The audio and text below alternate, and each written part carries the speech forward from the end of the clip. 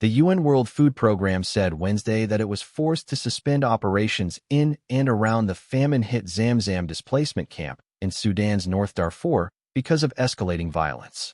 Intense fighting in Zamzam camp in Sudan's North Darfur region has forced the Rome-based agency to temporarily pause the distribution of life-saving food and nutrition assistance in the famine-hit camp for displaced people.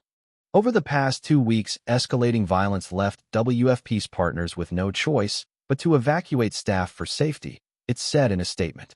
Fighting between the army and the paramilitary Rapid Support Forces, or RSF, intensified this month in the camp, which the United Nations says shelters more than 500,000 people.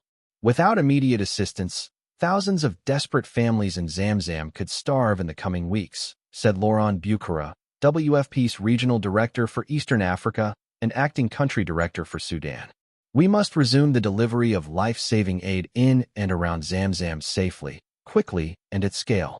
For that, the fighting must stop and humanitarian organizations must be granted security guarantees, Bucara said.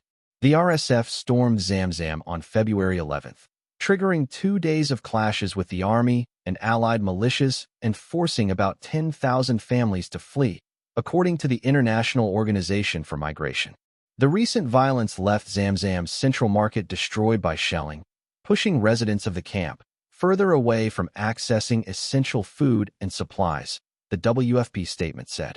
Famine was first declared in Zamzam in August and has since spread to 2 more displacement camps near the North Darfur capital of El Fasher.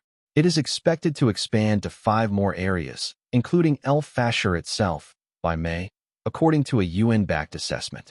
Before the latest violence, around 1.7 million people were displaced in North Darfur alone, with 2 million civilians facing extreme food insecurity, the United Nations said.